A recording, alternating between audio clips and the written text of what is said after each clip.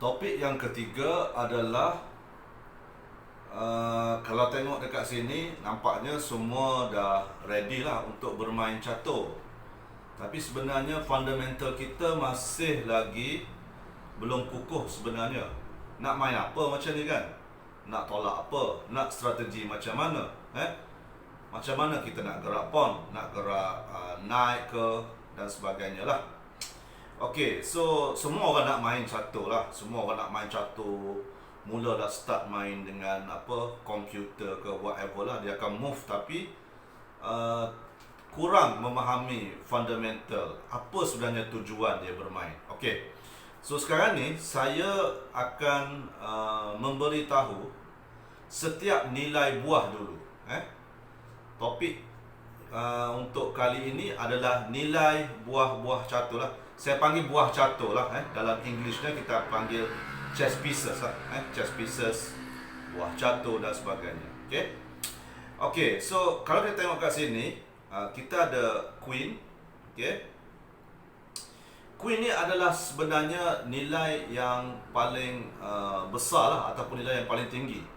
Nilai untuk catur ni, saya cerita berdasarkan pemahaman saya. Saya tak rujuk apa-apa. Semuanya berdasarkan pengalaman saya bermain catur selama, saya pun tak ingat lah bila saya mula. Tapi almost 20 tahun lebih lah saya main catur ni. Tapi masih lagi belum master. Alright. Cuma untuk queen ni, ini kita panggil sebagai queen lah. Saya tulis kat sini Q. Queen. Nilai dia adalah sama dengan 9. Nilai yang ni sebenarnya memang zaman-zaman dahulu memang ditetapkan nilai ni supaya kita faham kenapa kita nilaikan dia. Contohnya kalau queen 9, queen itu 9 mata ataupun 9 ni lah. Bila saya kata 9, nilai dia 9 lah. 9. Susah juga nak cerita ni kan. 9. Jadi queen ni 9. Contohnya berbaloi ke queen ni makan pawn. Contohnya pawn nilai dia sama dengan 1. Jadi berbaloi ke awak korbankan queen dengan pawn, kemudian bishop akan makan queen. Itu adalah kenapa kita kena faham nilai sesebuah catur.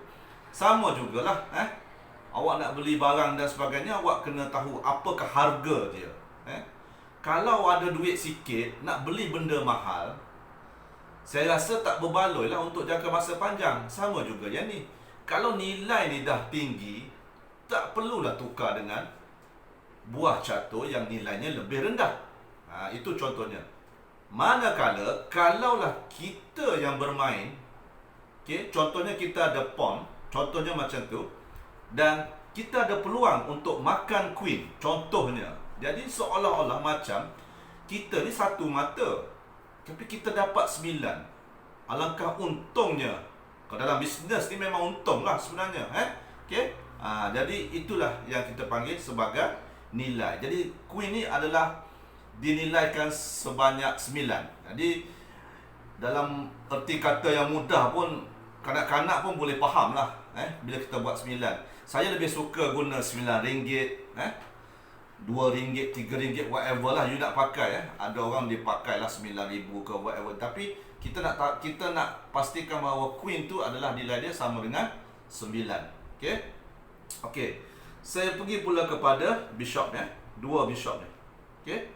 Ataupun 1 bishop ni. Bishop ni adalah nilai dia sama dengan saya tak ikut turutan lah. Sepatutnya mungkin saya boleh buat turutan rook dan sebagainya, tapi tak apa. As long as awak faham, so ini adalah bishop lah. Ini bishop, nilai dia adalah 3. So untuk kuda kita panggil sebagai knight. Saya letak dalam bahasa Inggeris lah. Knight sama dengan 3. Dan kita ada rook. Rook.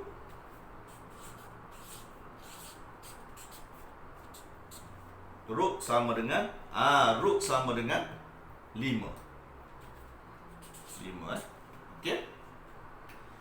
Dan kita ada pawn sama dengan 1. Okey. Ini adalah pawn lah. Pawn sama dengan 1. Setiap pawn ni sama dengan 1. Dan pawn ni walaupun dia adalah bernilai 1, jangan lupa pada contoh sebelum ni saya dah bagi tahu pawn ni adalah berupaya untuk ditukarkan dengan pieces lain selepas dia mencapai ke petak 8. Jadi kalau dalam organisasi kita jangan pandang rendah walaupun dia adalah mungkin dia adalah orang bawahan kita, tapi pada suatu masa tu dia boleh bertukar menjadi orang yang lebih powerful daripada kita. Sebenarnya catur ni dia ada banyak pengajaran. Banyak pengajaran yang saya boleh belajar daripada catur ni, daripada pengalaman yang saya ada lah. Okey? Tapi kita tak cerita itu. Kita cerita nilai dulu. Macam mana dengan king? Okey? King ni ada sesetengah buku memberitahu bahawa dia adalah infinity. Infinity di sini bermaksud sangat-sangat bernilai. Memanglah sangat bernilai sebab awak kena jaga king supaya tak diancam oleh pihak lawan, tak dibuat checkmate oleh pihak lawan. Awak akan dikira kalah apabila king telah ditawan oleh pihak lawan. So king ni kita kata infinity lah. Nak kata tak bernilai pun bernilai. Tapi sebab dia tu sebab orang tak boleh makan dia, orang tak boleh capture dia dan sebagainya, dia letak sebagai infinity. Okey? So sekali lagi Queen 9, okey? Bishop 3, Knight 3, Rook 5, Pawn 1 dan King adalah infinity. Okey, jadi bermakna kalau ikut turutannya Queen sangat bernilai, Rook nombor 2, antara Bishop dengan kuda ni dia samalah 3 dengan 3, tetapi tengok position jugalah. Position ni maksudnya kedudukan buah. Kadang-kadang ketika buah tu terlalu orang kata perkeren, kuda ni lebih bernilai. Contohlah, saya tak nak masuk itu lagi. Saya tak nak masuk lagi sebab saya nak step by step dulu biar faham fundamental dulu. Kalau tak nanti susahlah kita nak pergi in details dalam strategi dalam chess.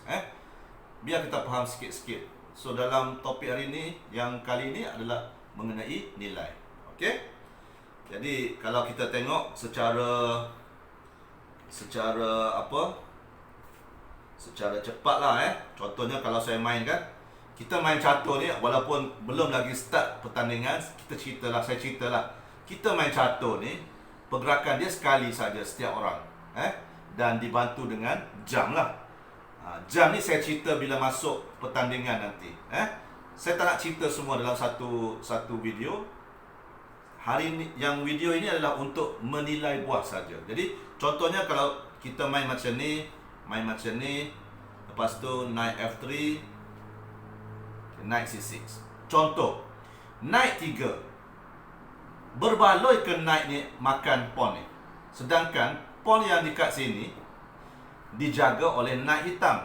Jadi kalau awak main putih, awak sengaja makan yang ni, sebenarnya awak putih telah kerugian. Kerugian apa? Sebab awak ni 3 markah, 3 dekat situ. Awak makan pula, awak capture pula pawn yang hanya 1 markah dan membiarkan hitam capture balik 3. Jadi awak rugi 3 semata-mata untuk mendapatkan 1 saja. Jadi sebenarnya kalau kita letak kat luar, bermakna kita boleh tahu bahawa dalam keadaan yang ni, sekarang ni hitam lebih advantage daripada putih. Sebab tengok poin saja, hitam baru 1 dapat, dibiarkan 1, yang ni dah 3 poin.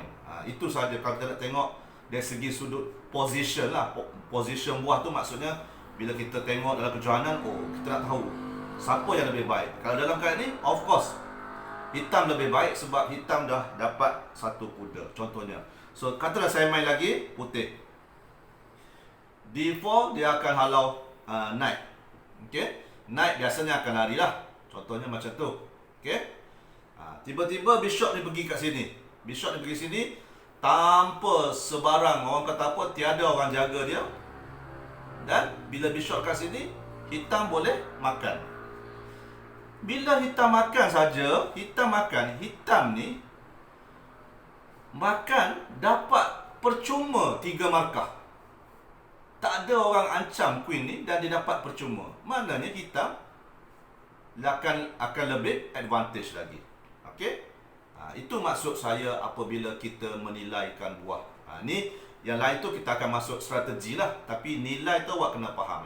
Jadi saya ulang balik, maknanya queen ni tak boleh nak makan pawn sajalah. Dia kena fikir dulu sebelum makan pawn, sebab dia akan rugi apabila bishop makan queen.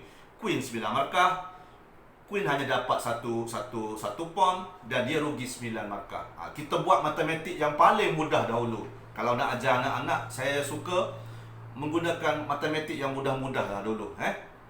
Biar dia tahu bahawa nilai pieces tu amat penting semasa bermain, supaya dia tak adalah orang kata nak makan je buah kan, lepas tu nak exchange je, knight makan pawn dan sebagainya. Itulah contoh dia. Okey.